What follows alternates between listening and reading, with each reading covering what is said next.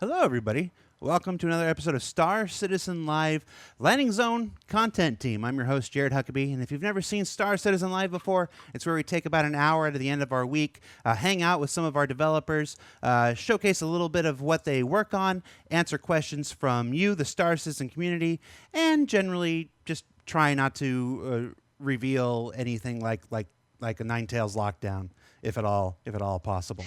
Joining us on the show this week, we have our esteemed panel of guests from the Landing Zone content team. This is not everybody on the team, but this is a good cross-section sampling of those who make our landing zone. So we're going to take a few minutes and just go around the room and introduce everybody here. We're just going to start, clockwise from my right.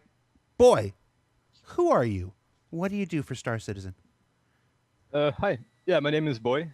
I'm an environment artist in the Frankfurt studio of the LZ team. So, it's the LZ chat. I guess that's why I'm here. And I work on the landing zones, particularly Lauraville, for example. I worked on New Babbage, Horizon. That pretty much sums it up. Cool. Thank you for being here. Jumping immediately to my left. This is almost like Hollywood Squares. If I had two more people, we could have done a Hollywood Squares gag. Emmanuel, who are you and what do you do for Star Citizen? Hey, I'm Manuel and I'm level designer, and I was responsible for Area 18 and currently Horizon. In between, I also did a bit of modular work for rest stops and the prison. Cool. So. And you were just recently seen on our Horizon piece that we aired yesterday on ISC. Exactly. Luan, no stranger to Star Citizen Live, probably the person on our panel that's been on the show the most. All the same, tell people who you are, what you do for Star Citizen. Sure. Hi, I'm Luan. I'm a senior environment artist on the UK LZ team.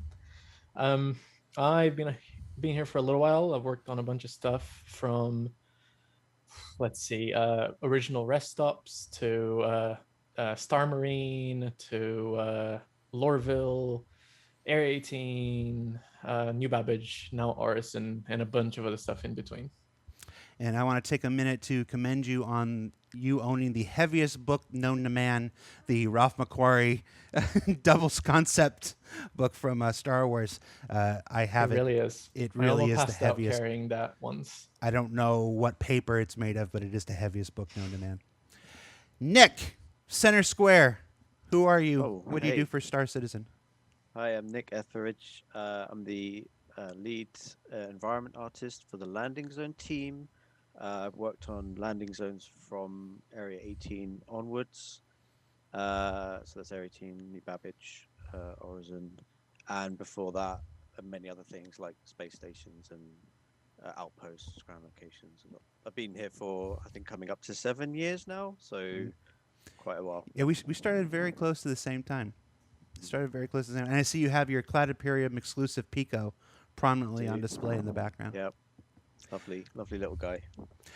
Andreas, we don't see you nearly enough. Thank you for taking the time. To do better. Who are you? What do you do for Star Citizen?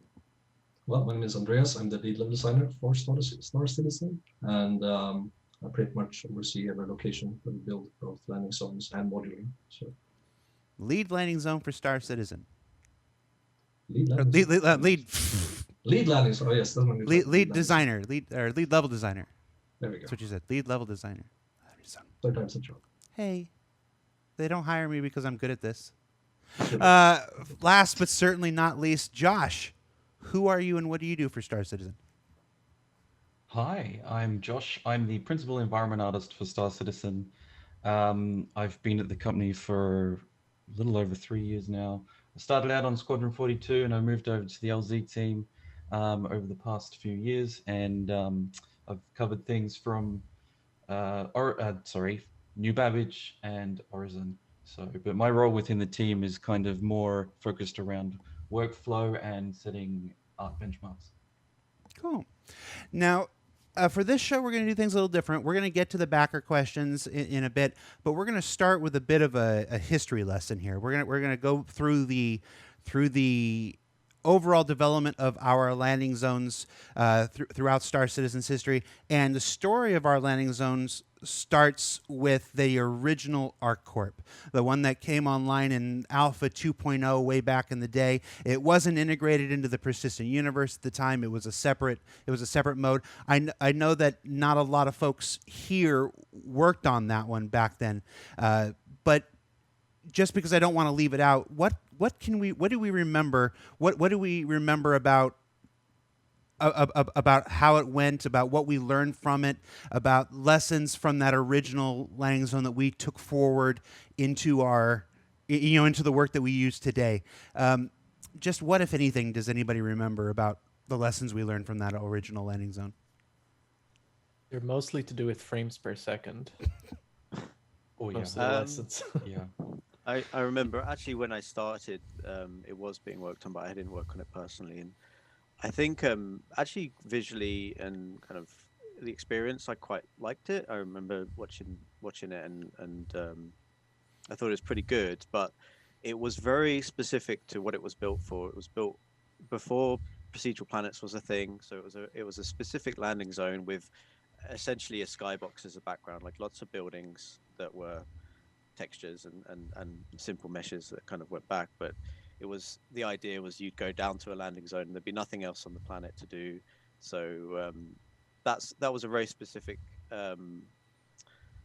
plan for it. But obviously since then, landing zones are very different. You can fly all around them, and they're on planets where you can visit more stuff for. So I think lessons from that were how, and challenges from that were how do we build landing zones where it's not okay, now you're in the landing zone, we just need to tailor the experience to being inside it. It's no, you have to tailor the experience to being inside it, to flying around it, to landing around it. That kind of thing is what I would take from that. Yeah, it was really hard because, like I said, the idea of procedural planets at that point was one of those stretch goal ideas we didn't think we were going to get to touch until years and years later, and then through the work of our new Frankfurt studio, and it came to be so much faster than normal. So that had a massive effect on the landing zones we built, and you'll see that reflected in the story as we go forward. For my own part, I can remember the terrible idea I gave to Jake Ross that they should add buggies to it after the initial release, and he was like, "Oh, that's a good idea," and then 2 weeks later, the video started. It was not good. Going forward, let's see what's up. So after that, we flash forward to Alpha 3.0. So Alpha 3.0 is our next major milestone. We've removed that old kind of separate Area 18, and we've added our first true landing zone in the new fashion, which was Levski on Nyx. I know not a lot of folks who worked. Did anybody work on Levski? What do we remember from Levski in our first attempt at actually integrating these landing zones into the physical mass of a planetoid? I mean, we didn't do the interiors of Levski, but we did do the integration of it into the armor, right? Plus building all the exteriors and all the hangars, and going back to what Nick said as well, this whole idea of integrating a small landing zone into a much larger exterior and everything that went with that, right? Which was a bit of a new challenge, right? So the interior was not made by us, but the exteriors and everything else was pretty good about us. Right?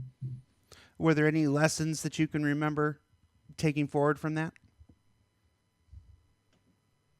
Ways that Levs? Is there anything that we could see in that original Levski that we brought forward to landing zones after that? I mean, it was, I would say, like hangars, for example, was one of the kind of first stab in the ground there, right? The hangars in Levski were built quite bespoke, and they remain bespoke to this day. But it was also a takeaway from that we need to go in a much more modular approach with various things and create common elements to share between different landing zones to speed up the work. Otherwise, this will take forever. There was a lot about how you get into the landing zone as well, which I think Levski was very, I mean, when I personally look back at it, if I was approaching it via like a buggy or something, I wouldn't really know where to go a lot of the time.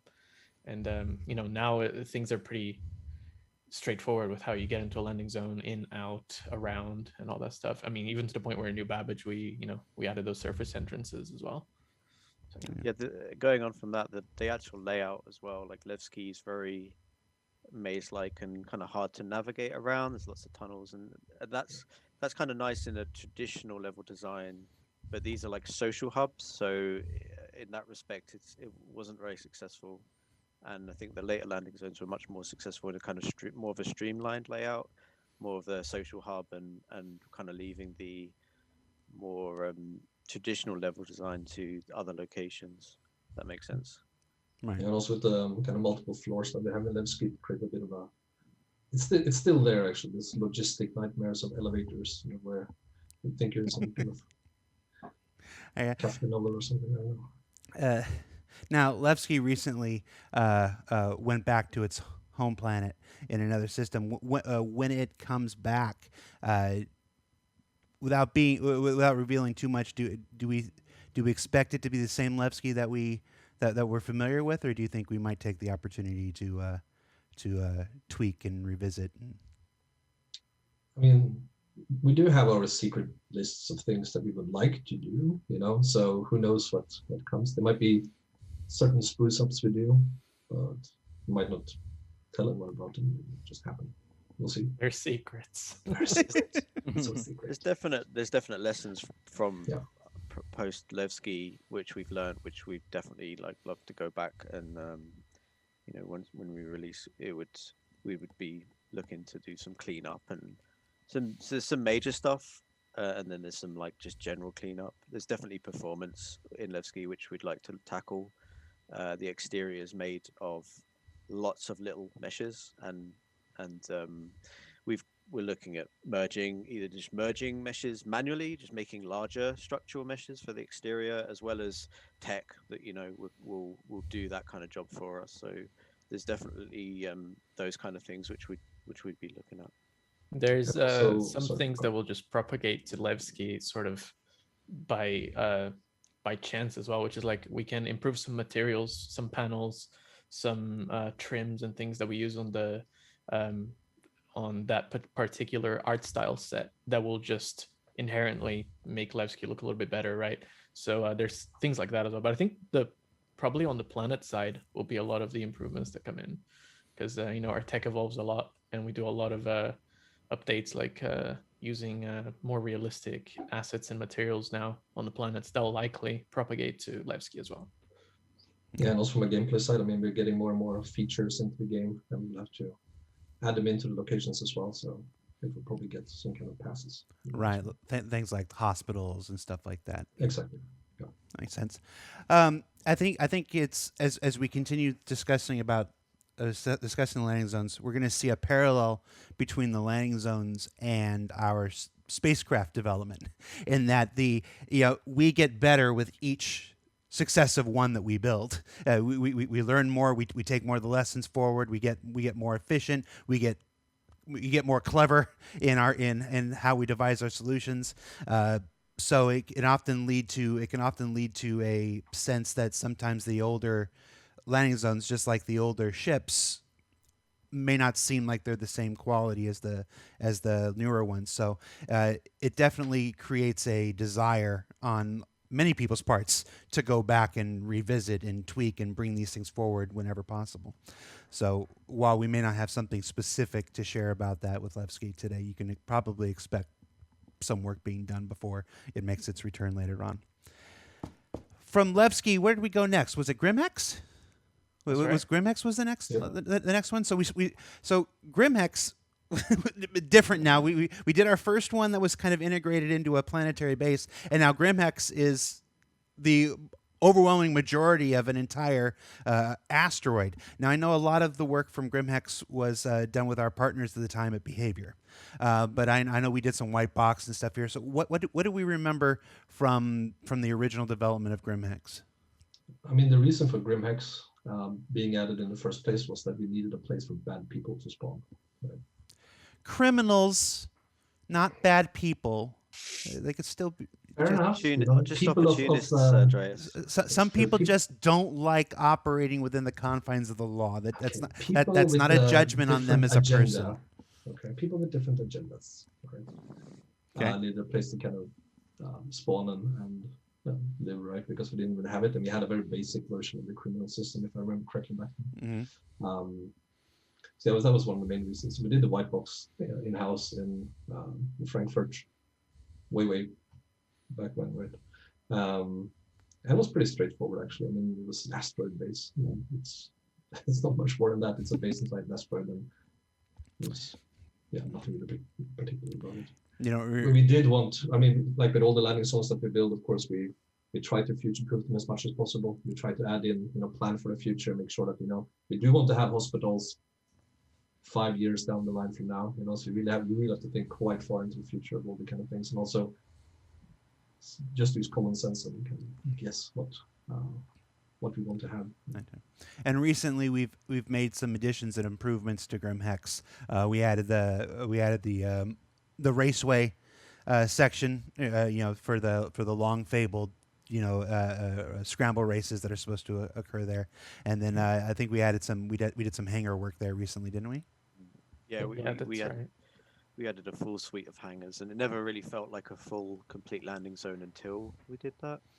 Now it feels like more integral, and it's more consistent with the rest of the landing zone. So there's enough slots for players to land in properly and all that kind of thing. Yeah, it required some extensive rework of the asteroid itself as well. So looking back on the asteroid that we had before, it was really good. But it obviously didn't have a lot of space for things like, a blown out back where you could put in all of these hangars really, really nicely, because we didn't really have, I think, the solid hangar metrics that we have now. We didn't have then.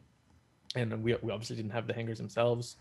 Things like where the actual racing location goes. Before, I think it had some sort of tunnel or something that we had white boxed and put in. So we blew that out. So again, it required a lot of asteroid moving around. But so yeah, that was quite. Those are things that we learned from later locations that we came back and applied, or had to rejig some things to make it feel a little bit more like a modern Star Citizen location. Yeah, that's the beauty of common elements like hangars is that we can go to old locations and input them. I know there was a bit of rework in the asteroid, but in terms of inputting hangars, didn't actually take too long, did it, Lauren? It was quite simple because we'd already established what a hangar is, and maybe the art changes between landing zones. Like in New Babbage, you've got a different art style of hangars, but essentially we've established what that is, what the experience is for the player, and so it makes refitting old locations a much smoother process. So the idea behind that's kind of the idea behind the common elements like hangars and habs and things like that. So at this point, we've dabbled. Everything up to this point has been dabbling, has been experimentation, has been learning this new tech, learning how to integrate things with our new procedural planets and stuff. Next, though, is to my mind, it's your first major milestone in landing in major landing zones, and that's the development of Lauraville. So now that you've got a little bit of Levski here, now that you got a little bit of Grim Hex here, now you're going to make your first giant city on a planet. Where do you start? What the scale is so immensely different.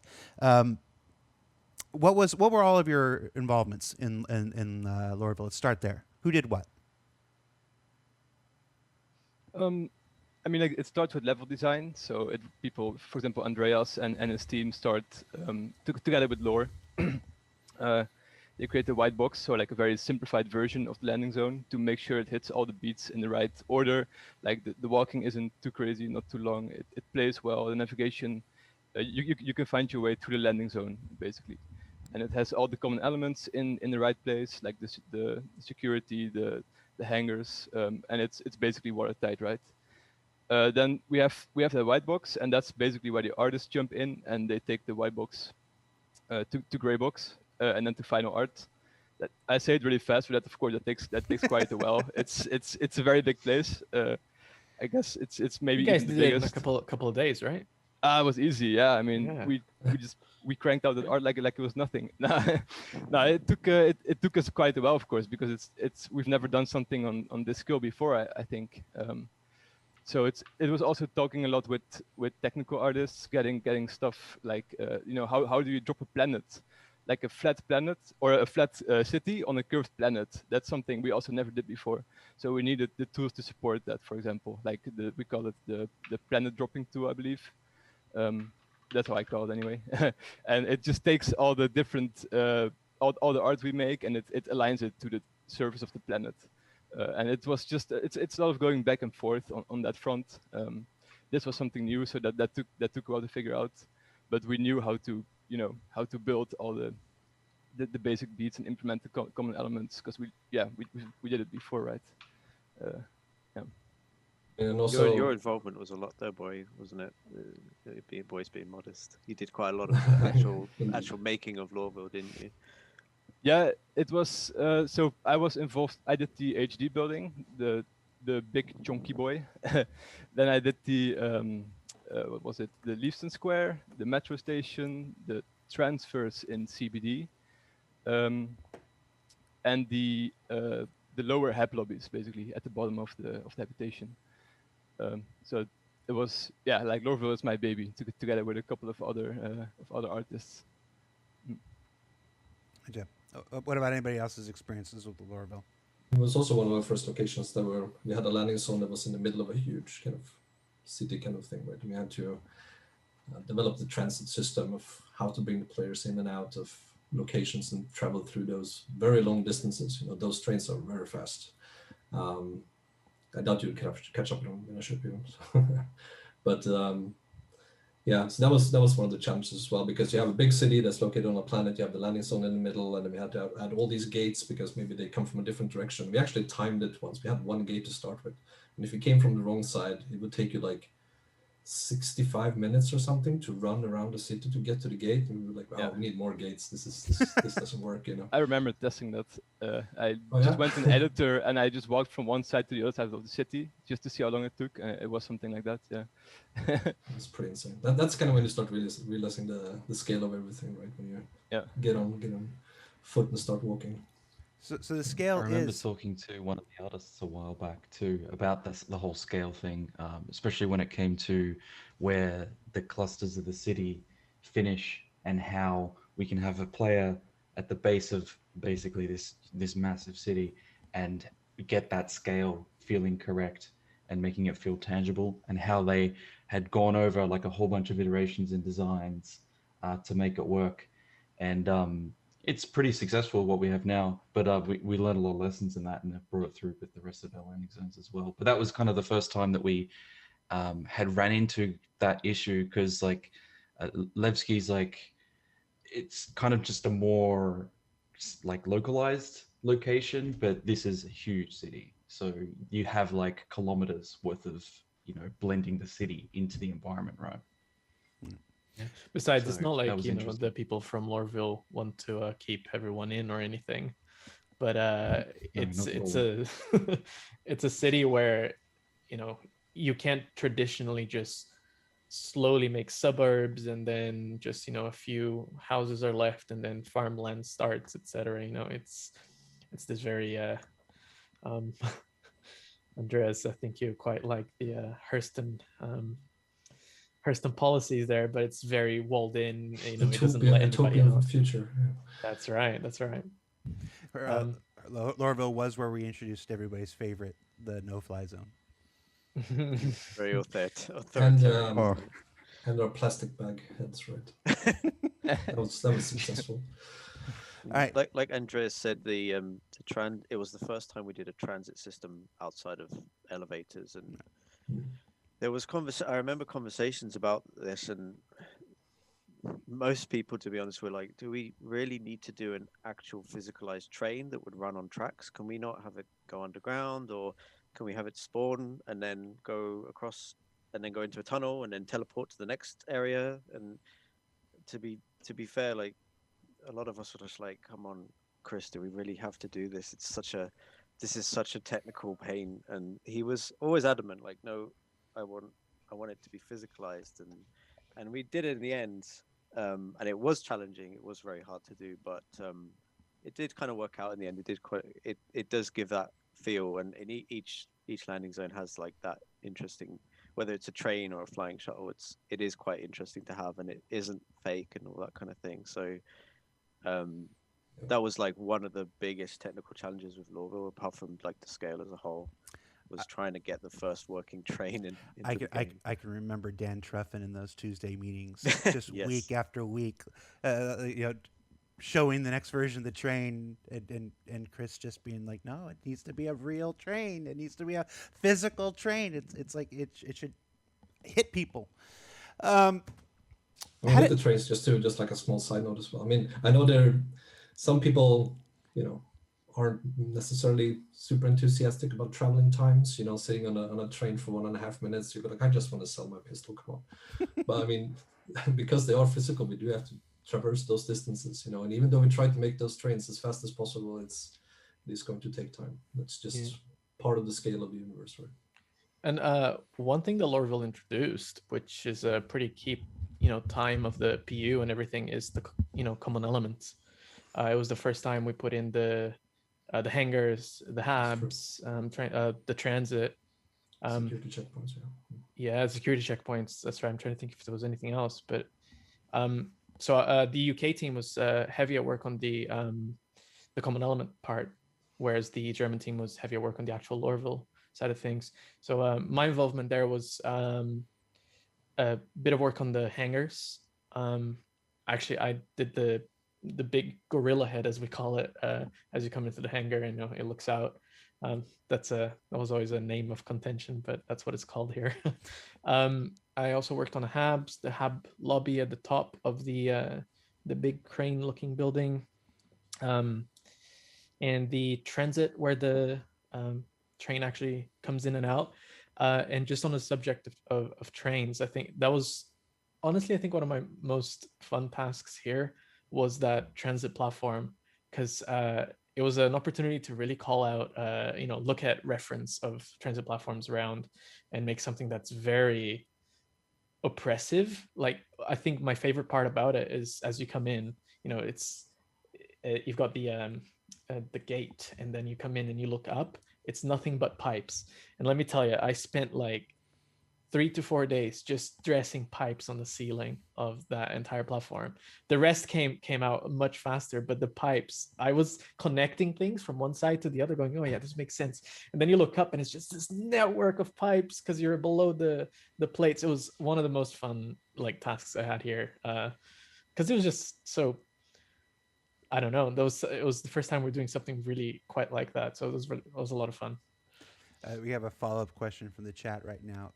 Andreas, they want to know why there are no public restrooms at the Orville train station. We have actually planned for public restrooms in most places, to be honest. So they're there. We just don't have that gameplay feature yet. So when that arrives, we will swing open the door to your favorite loose all over the place. Wait, that would be the biggest question though, are they unisex or not? No, I think the biggest question is: Are you committing Richard Tyrer and the Actor Feature team to bathroom gameplay right now? Yeah, we will be. Yeah, We have alleyways. It's number one on our list right now. We're scrapping everything else this year. Somewhere in our scratch drive, there lives some mocap of someone pooping. Yeah. On a more serious note, like Andreas said, that would just be another common element, and we build our landing zones with a lot of future-proofing in mind. So we don't just have the shops and the hangars that we have currently. We always look for opportunities for a doorway, a corridor, a back alley, or whatever, where we'd say, okay, this is where a restroom could be. This is a door to there. So we know, and there's space for it behind that, behind that door. So we say, okay, in the future, when we get restroom common elements and we get pooping tech and whatever you want to call it, then that can then be slotted in. Just like we were saying, Grim Hex did need a bit of rework, but from like Area 18 onwards, there's a lot of extra space and potential and doorways and things like that to have all these kind of things, not just restrooms, but more stuff than that. Because we always want to future-proof a location. We don't. I know we're talking about reworking things like Levski, but we don't want to, break it up and start from scratch and go, oh, we got to redo. It's more like modules that slot in. You get the kind of vanilla landing zone, as it were, and you can connect. Hey, we can connect the hospital on here. We can connect more stuff on there. So that's always been our aim for a while now.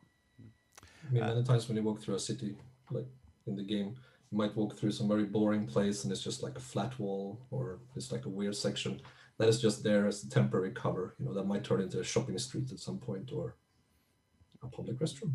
Yeah, I was gonna say a couple of ways you can see how we telegraph what we're doing in the future is we'll either add a door that goes nowhere, or a really big empty space like Andrea said, that like a corridor or something that you may walk by and be like, it's a bit weird, this look like this area here, but there's usually some intention to expand, because we can't build that thing being tiny and then being like, okay, we gotta add this toilet in now, where the hell do we do it?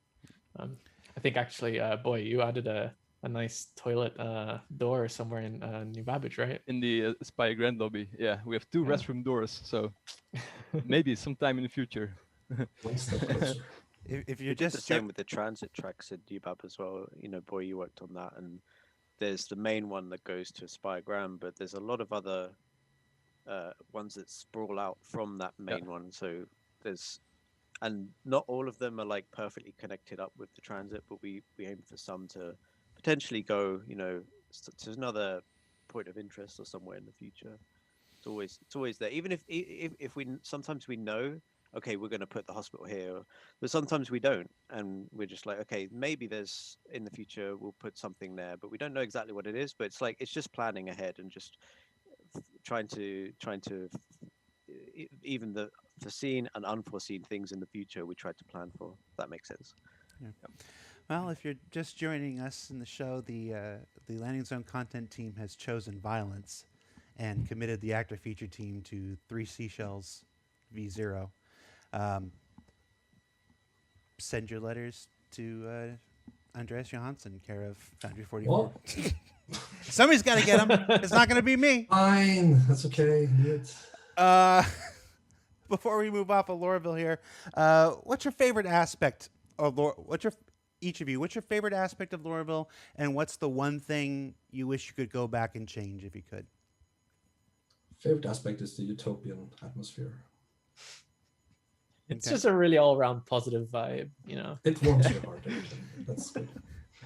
It's the place where Andreas feels most comfortable. Yeah.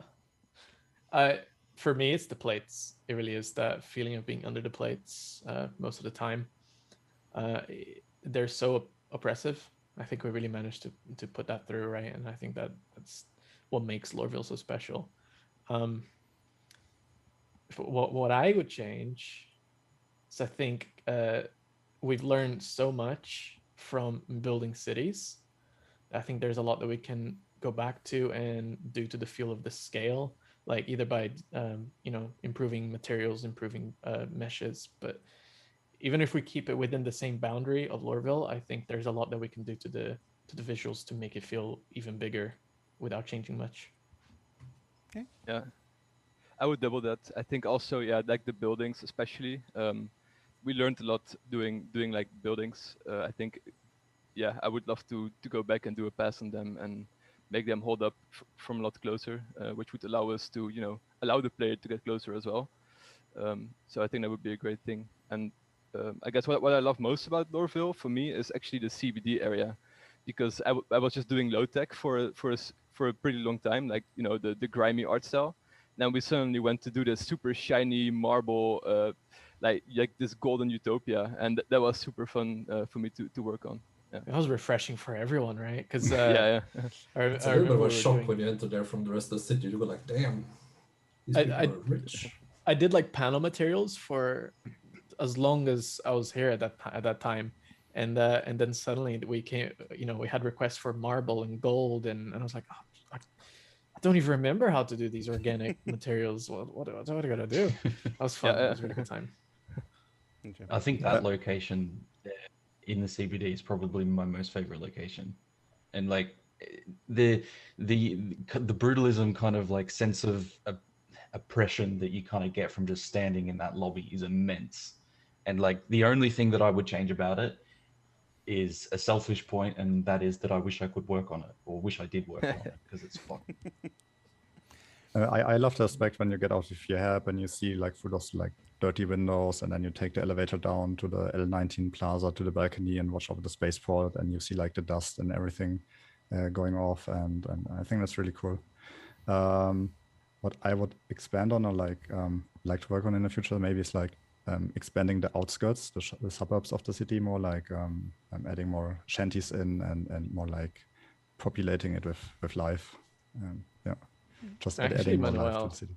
isn't your favorite part of Lauraville and Don't say my it. favorite part together, me and Manuel, the restricted areas? Yes. Isn't that, your favorite? He tells me every day, he goes, man, we should really make some more restricted areas. I can't get enough, so we worked a whole lot of time on that like last year, and did some changes and reworks on that. So that was a fun experience, right? Yeah, it was the most fun I had here.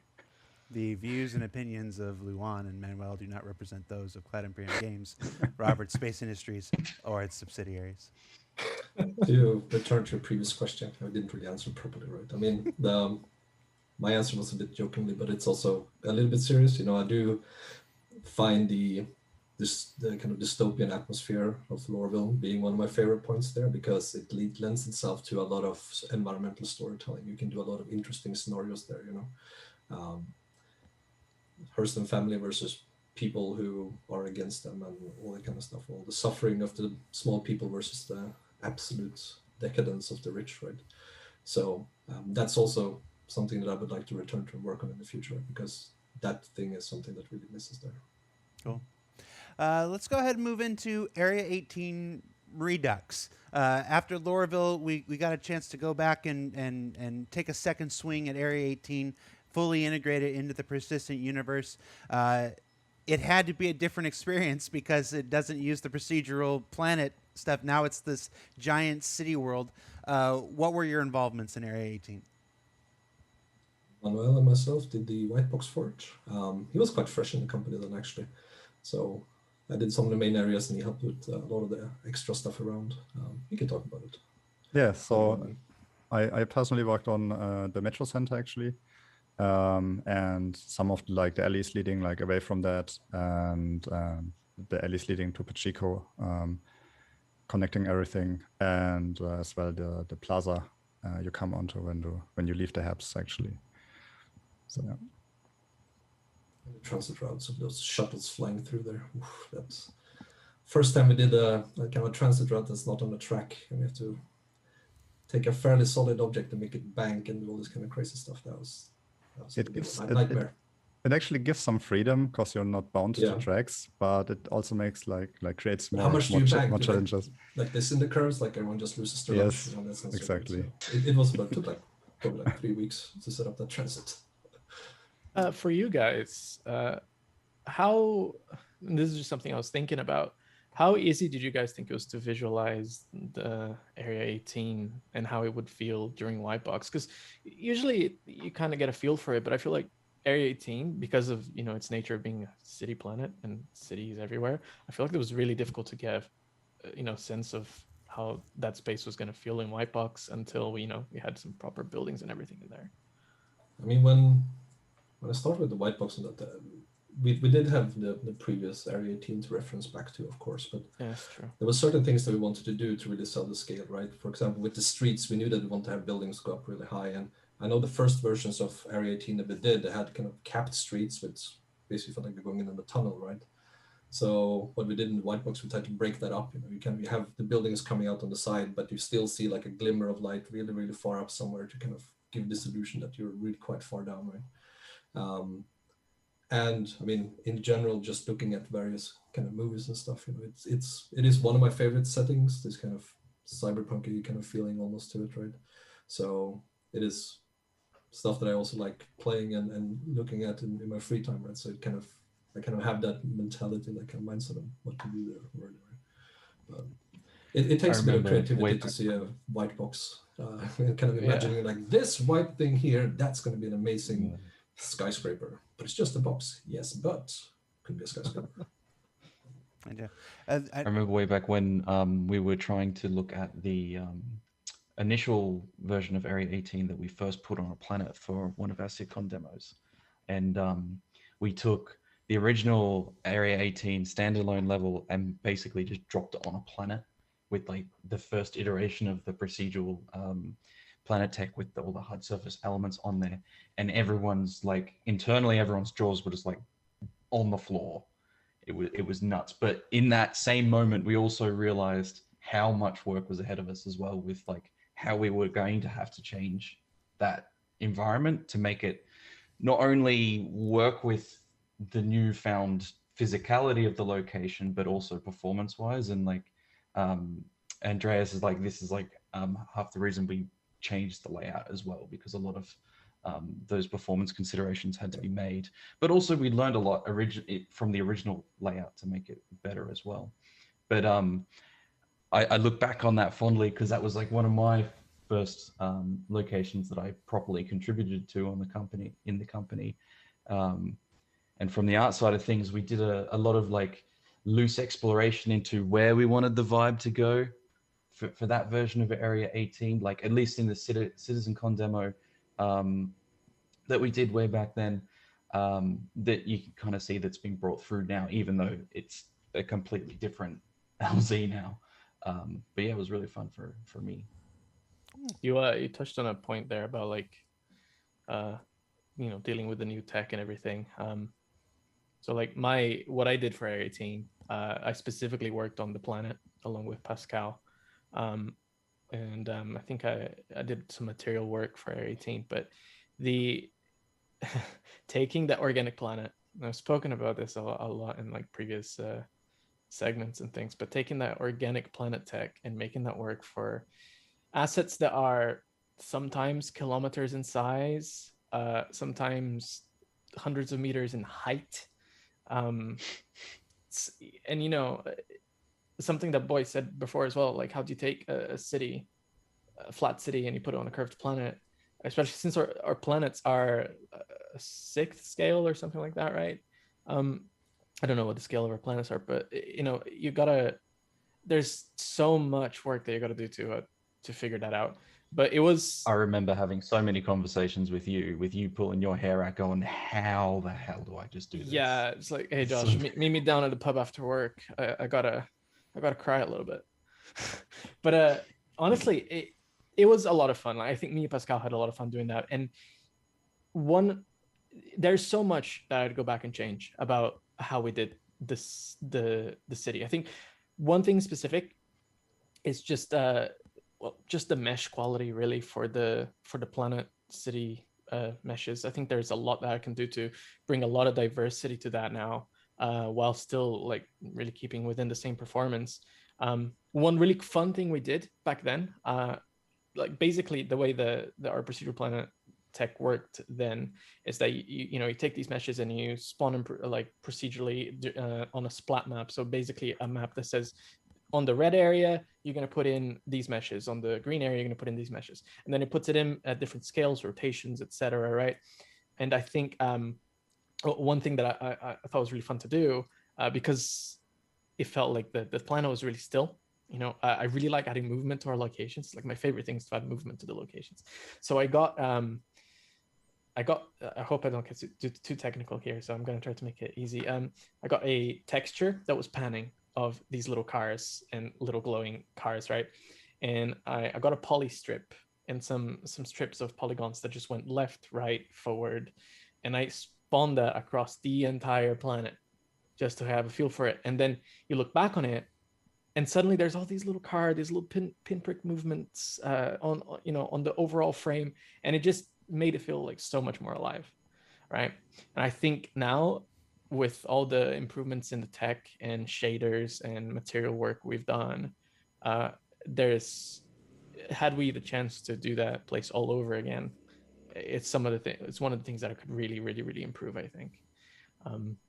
Another thing, not that I want to take up the entire time here, but I feel like because we went in a much more modern sort of vibe with this ArcCorp than it was before, right? It was a bit more cyberpunky in feel before, whereas now, you know, the architecture is a little bit more contemporary.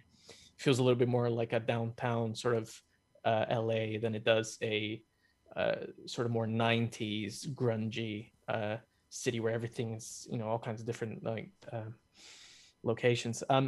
But it was our first time doing large scale panels, large scale windows, large scale this, large scale that. And if you look at the quality of a building in ArcCorp and you look at the quality of building in New Babbage and maybe Orison, it's leaps and bounds. The material work, the mesh work, it's leaps and bounds. We've really managed to take everything that we learned there every time and just improve on it to a point where I'm like, man, had I the chance, I could do so much more with ArcCorp. But yeah, that's. I think I could jump in here because you touched on some things. But my involvement was lead environment artist, so that's kind of overseeing the landing zone from an art point of view, managing the team, giving them feedback, looking at schedules and things like that, boring stuff. I also did some actual artwork by looking at the composition of the cityscape as a whole. But in terms of like what I was just saying, it's really, we had a lot of news with ArcCorp. Again, Noan and Pascal really pushed the procedural planet tech to its limits at the time, because it's made for organic terrain to spawn lots of trees on. It's not made for a planet to spawn lots of buildings on. There's a difference in, you know, a cluster of trees to a cluster of buildings and how they work, right? And also just in terms of like just the budgets, like obviously we know like an end frame budget in terms of draw calls and poly counts, but in terms of like how you distribute that between buildings, it was completely unknown. So it's like how you've got a landing zone itself with like the kind of the hero buildings that you're walking around, and then you've got some buildings that you can fly around, and maybe they don't need to be such high detail, and then there's buildings lower to the ground, and there's more kind of scattered ones by the procedural system. But in terms of trying to balance that all out, it's very much a new process. So just kind of, it was a bit of trial and error really, and finding what we could push, what could work, and in knowing that it's not just a city, it's a planet city. It's like, it's a city that doesn't end. Whereas something like New Babbage is a city that does end, you know, eventually. It's a big city, but it eventually ends. And so you kind of, you know, okay, let's do 8,000 buildings or something, or 1,000 buildings of 8,000 polys or something or more. And that's kind of more quantifiable. With ArcCorp's like, well, I guess we just got to see how many buildings we can put on, how many polys we can push, and all that kind of thing. So it was very tricky then, and trying to figure out that point of view. So, but yeah, we did learn a lot from Lauraville going to Area 18, such as don't have the spaceport like in the city, which is what we did with Lauraville. We kind of, they're still quite close, but they're kind of pushed away, and that helped with a lot of different things. And I think close in Star Citizen terms, right? Because it's still pretty far. So many kilometers. Well, I mean, airports usually are not in a city, right? They're usually like on the outskirts of a city, generally. So it's a good reason for that, right? You don't know planes flying around skyscrapers. But anyway, the other thing that Andreas touched on was the whole track and flying shuttle aspect, and I think it was actually a really good decision not to have trains like not every landing zone is a train track. Like some are flying, some are trains, and I think there was an expectation that every landing zone would just be trains at some point, but we decided collectively, like, no, let's mix it up a bit with ArcCorp and let's have a flying shuttle, and that allowed us to fly in between the buildings with the kind of bus, which I actually really enjoyed. Like, that's one of my favorite bits of Area 18, is actually being able to go through the city and actually past the landing zone. You know, having that it still gets me whenever I walk on the bridge and the bus is like going past you. It's still such a great moment for me. It is still one of my favorite landing zones, actually. Yeah. So we've only got about 10 minutes left in the show. We haven't even touched New Babbage yet. Are you guys willing to do a little extra credit, the 5-10 minutes after our limit? Amazing. Sure. Because we do want to get into some of these backer questions. The issues with the backer questions this week, ladies and gentlemen, is that this is the landing zone content team, and the overwhelming majority of your questions were feature related, not content related. So we chose to take this time and to do a little review of the work of the past and whatnot. But we do have quite a few questions that we think we can answer here. Before we get to those, let's hit New Babbage real quick. We've now gone from asteroids to desert dirt to city, and now we're going to snow. And our biggest and baddest landing zone to date. Where did we start with New Babbage? What did we set out to do with New Babbage to separate it from every other landing zone that we did so far? Well, it's pretty cool. Yeah, you could position to answer that, Josh. Why Sorry. did you say I that? was trying to like segue into you, but never mind. That was awkward. Go for it, Josh. No, I mean it's literally that, right? It's a cold location, so like the biggest thing that you immediately notice towards any of the other locations is it has a lot more of an environmental impact than any others. This was actually my first environment on the Star Citizen team coming back from Squadron. So it was actually a really fun task to get back and play around with some of the planet tech and how that works. So one of my main tasks was looking at how the city kind of goes and connects to the planet and its biome being snow. So figuring out like how snow is going to build up on buildings, how does like snow drifts kind of like gather in certain places. So we did pretty early on a little visual target where we took a section of, I think it was a small section of Grey Box City at that point that we were working with, and we did a little bit of a dressing pass to kind of figure out where everything would go, and then took the snowy planet and just started noodling on it, trying to figure out what we needed to do with shaders, what we needed to do with placed assets like snowdrift. So we ended up going in with some individual, like a small kit of very scalable assets, which were basically snow mounds, where we could put them up against assets and spread them around to kind of create this nice blend between a lot of the buildings. So like you can kind of see if we had a tower structure or something, we could have a small buildup of snow in front of it, and then a countersink, and then another mound on the opposite side to kind of hint at maybe a storm that had come through and like the wind, right? And then at the same time, because visibility can be quite low when you're dealing with snow and especially snowstorms, it's very ironic that an Australian is working on this particular thing where there's next to no snow in Australia. But we were looking at adding like more lights to the structures for this. Like Area 18 has a lot of lights because it's a city planet, of course, but we wanted to add more lights down low where the players can walk. So in this same visual target, we looked at things where we would be shooting lights up the sides of buildings, adding them on smaller structures to kind of bring the scale back, but also so you can navigate it through nighttime or even in a blizzard and kind of see your way through the entire thing.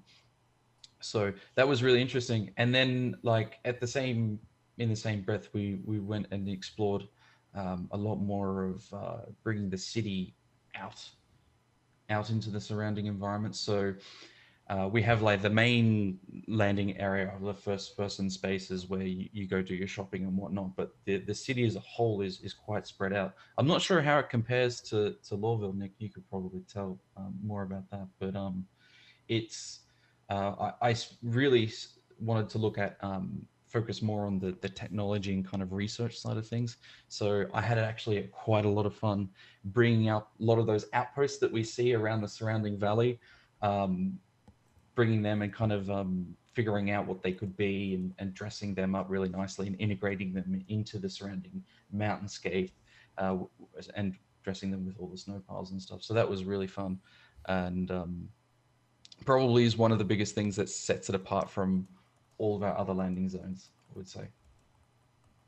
From a design point of view as well, it is inside a dome, which does create a few, not issues, but it just makes navigation, for example, and orientation inside a space like that thing you have to be quite aware of, right?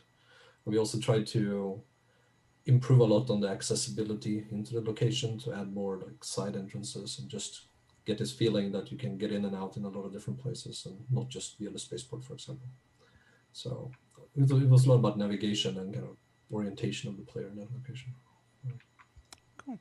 I think the navigation was has been the most successful in the landing zone in terms of getting you around, and the signage is quite clear. In Orville, it's a little bit. It helps that it's a very clean location as well. Yeah, it's very clean.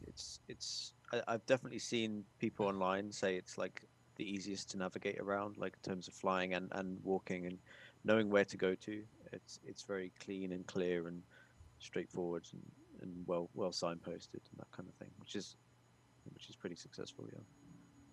All right. So last question, then we'll get into the backer stuff here.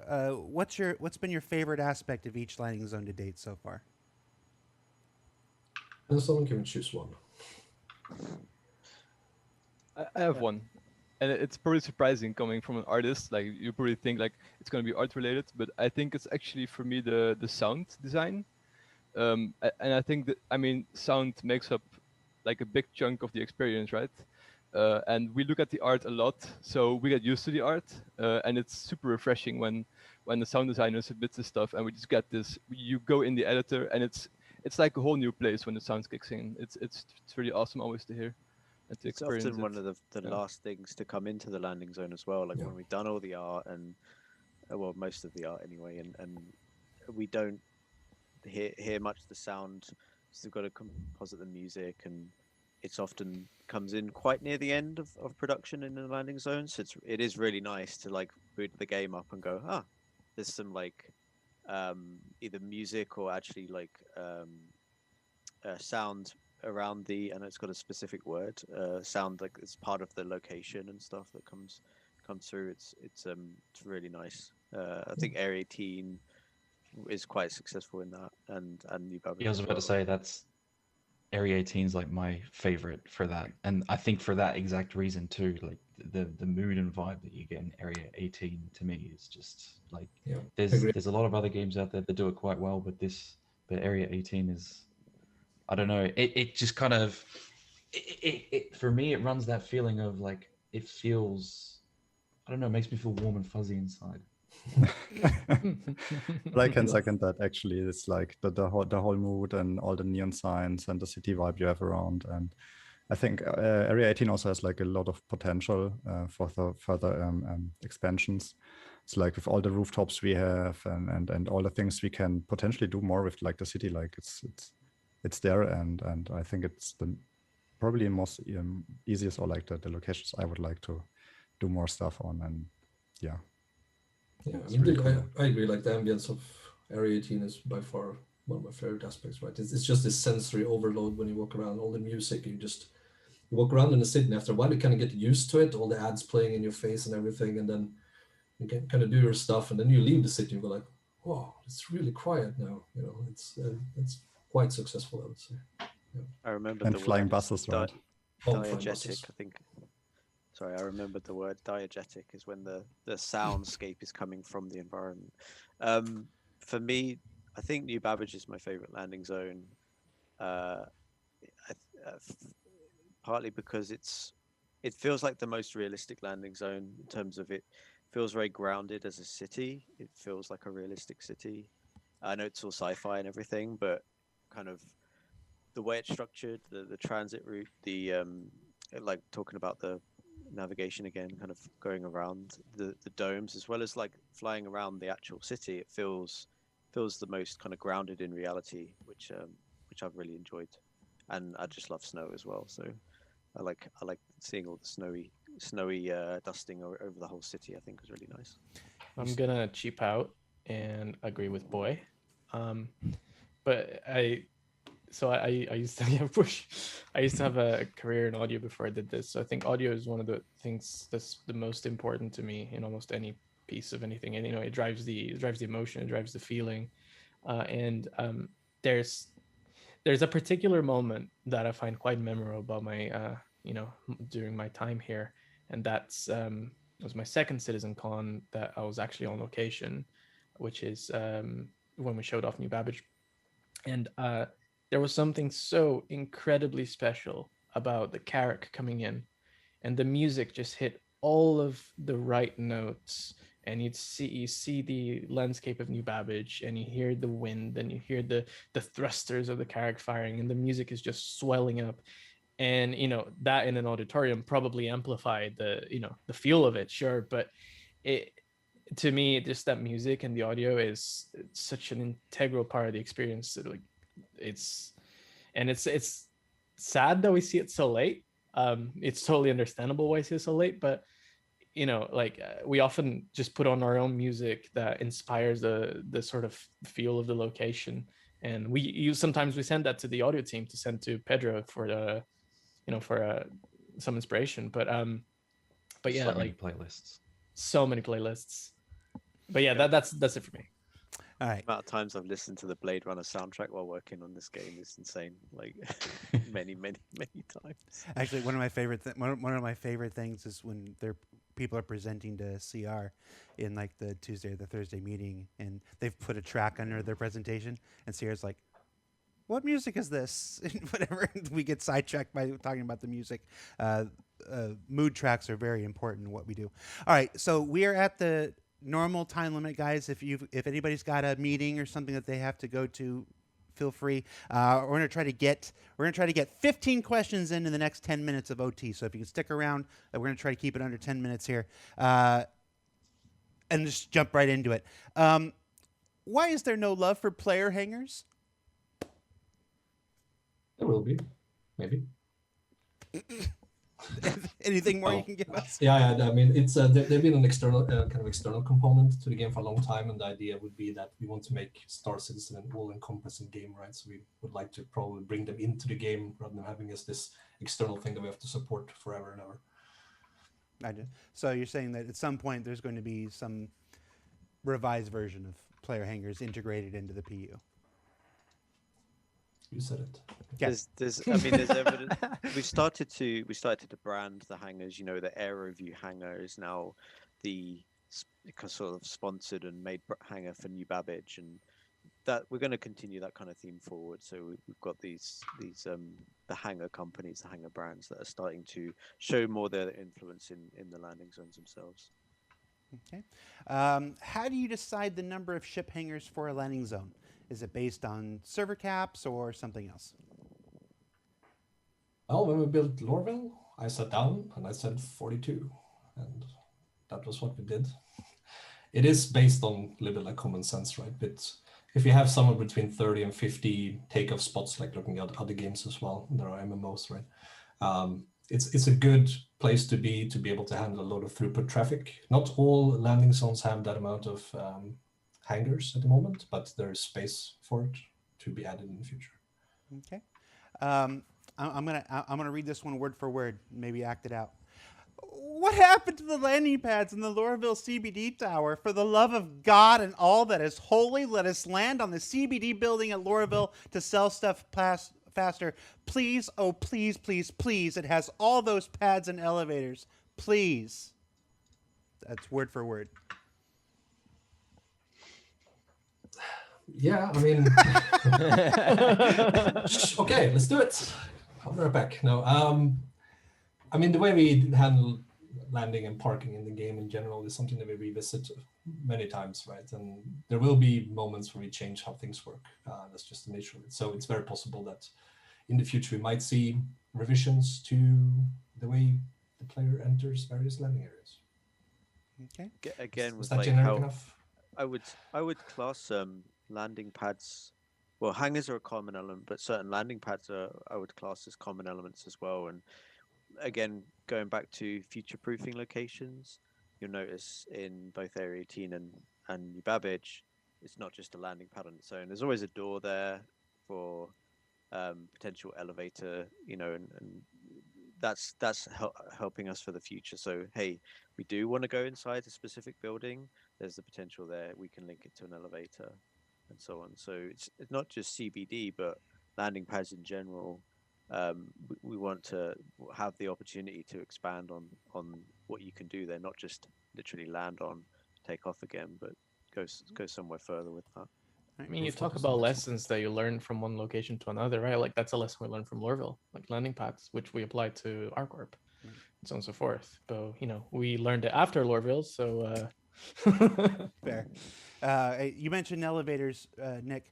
Outward-facing glassy elevators where the riders can see their dramatic descent are a big part of high-tech cities and sci-fi, and many buildings today in the world have them. One might expect to see them in places like New Babbage or other similar locales. Any plans to add them in the future? People just want to look out while they're going up and down, man. Well, if you take, for example, a rest stop, you land in a hangar, you jump in an elevator, and you ride through the whole thing, and then you just appear. Right? A long time ago, we had a transit system which literally just teleported you from A to B, and then we got our physically moving elevators that now actually take you physically through the space.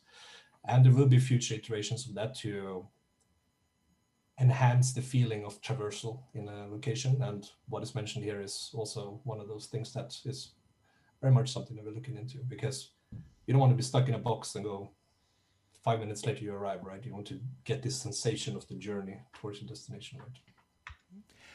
There's correct me if I'm wrong, Andres, but there's two forms of transit. There's ones that kind of teleport and ones that are on a spline, and there's no difference between an elevator and a train. Don't have any teleporting elevators anymore at all. They're all actually physically traveling.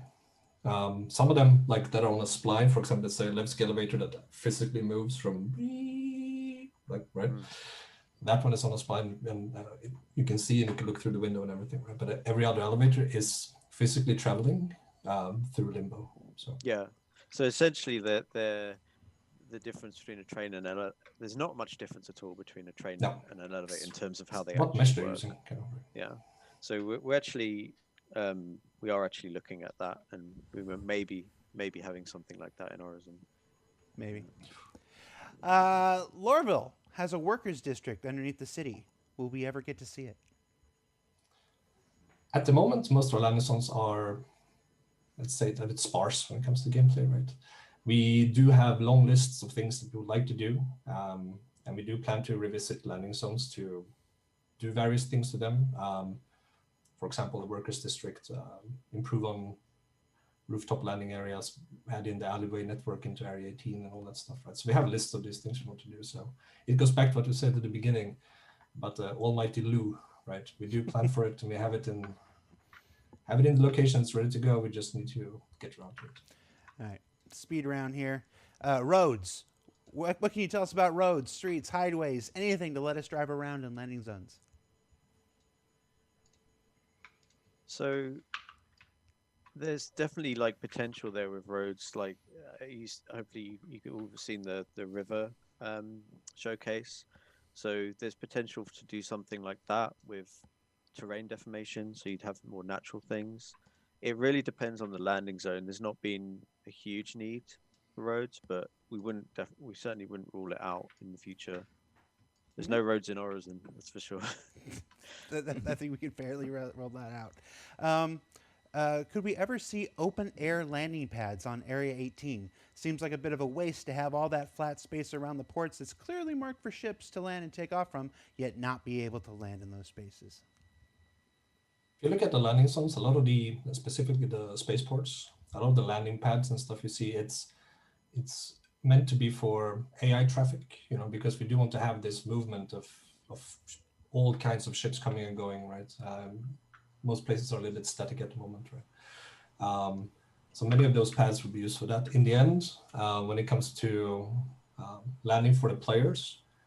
We do spawn in and out our ships, and we ideally don't want to have them just pop out of existence. So it could be that in some locations we do have landing pads, but it's like premium parking because your ship is going to stay there. It's not going to despawn. And you're going to pay quite a bit of money because you're literally occupying one of those magic 42 numbers that exists, right? So Okay. About the safety, right? Like in a hangar, you're in the hangar, door closes, you're safe. Whereas if you land on a pad, it's kind of up to, you got to lock your ship, and it's not going to despawn like Andreas. It's going to stay there, so someone might TP do whatever they want to do with it. So it's down to the player, really. Are we still planning on doing more landing zones for each planet? So I mean, some planets have a landing zone. Not every planet has one. Some planets have more than one of these big flagship landing zones, right? The idea, of course, is we don't really want to see, like, let's say Hurston, it's only Lauraville, right? We don't want to have that. We plan on having towns and villages and a whole slew of other types of content kind of spread around the planet, right? But that would be based on the sandbox team doing that. So in the end, the plans are grand, right? So we do want to return to that and start working on that. Yeah. I mean, what you see right now is what we're focusing on at the moment is laying down the skeleton of the solar system, and we will fill in the meat once the skeleton is fully assembled. Okay. Ships like the Carrack can barely fit inside current hangars. Yeah. Has there been any talk about increasing the size of the largest ones? That ship used to be smaller, just saying. I mean, the ship can. You say it can't fit in hangars. There's an extra large hangar. It's got more than enough space. Yeah, I mean, the extra large hangar is like 4 times the size of a Carrack. Yeah. But how many extra large hangars are there? The problem is, like, it's still flagged as a ship that in theory should land in a large hangar, which it could before it became a very ambitious little ship, the little ship that could. And now it's stretching the borders a little bit, so it might have to move into a bigger apartment. Yeah. It's why ships getting bigger is not automatically a good thing. Grim Hex got some touch-ups recently. Any plans to go back to Area 18 in Lauraville to do something similar? I think we've touched on this a couple times today. Yeah. Let's see. Lauraville Metro Center speaks of an industry line. Will this ever materialize? It's also pretty much the same questions before. I mean, it's part of all, like, expanding the landing zones, and really, because right now you don't really, the time it takes for you to go from space to end up in a landing zone, that travel time is not really justified with the amount of content we have in them, right? But it will be justified in the future when the landing zones gets expanded. Okay. So It's all about what the priority is. So and the feature, it's more tied to like what the next feature is. So if the next feature is hospitals, then we'd look at something like hospitals in landing zones. Would want to just expand landing zones for no reason, if that makes sense. So when restrooms is the next feature, then that's where the toilets will come in. But it's all going to be down to that. So if there's a mission giver for a specific area, like the workers' district of Orville, that needs to go in for a specific reason, then that's the time it would go in, right? I mean, but like we've mentioned before, we're trying to future-proof all our landing zones for much more expansion than what they currently are. I'm going to get an email from Richard Tyrer. I know it. See you, Jared. Last question. It's been a while since we've discovered a secret area like Bennyhenge. Do you plan to do more? And if you could do anything, what would you want to sneak in there? I think people should look a little bit more. Yeah, the last place that has been discovered, some places may just not have been discovered. So you're saying there's some areas out there that haven't been found? There's areas out there. I mean, I know that I've made a few for New Babbage that I think I've given a few hints at on Reddit every now and again, but I've never actually seen a picture of it. So it might have been discovered, but I've not seen it personally. But there's a few places around Orison that have spectacular views where one might have a party at. So that could be cool. Well, they can't look at the Orison ones yet, but. No, that's still. Sorry, yes, I did mean New Babbage. Sorry. Okay. All we're saying is that if you look for it, you will find it. That you can't guarantee that. You can't guarantee that. Clearly, you're not looking hard enough. I mean, the space is pretty big, right? Yeah. All right. that's it, gentlemen. Thank you so much for also spending the extra time with us afterwards. I know it's the end of your week. It's Friday. Many of you, I was going to say want to go home, but that's not the case anymore. You're already there. Thank you so much anyway for staying afterwards. Everybody, for Boy, for Manuel, for Luan, for Nick, for Andreas, and for Josh. I think it's Josh. I'm Jared. Thank you so think much I'm for me. taking this trip down memory lane with the Landing Zone content team. We are off next week. Next week is the return of Calling All Devs. We've got Richard Tyrer. Good. We've got Richard Perfect. Tyrer talking about the future of Restaurant. inventory, the future of inventory in Star Citizen, including personal inventory, external inventory, and something you've never heard of before, local inventory. So stay tuned for that next Friday. Take care, everybody. See you later. Bye. Bye-bye. Bye. Assuming he still wants to be on the show after we've created bathroom work for him. Intestinal inventory. Can we do that?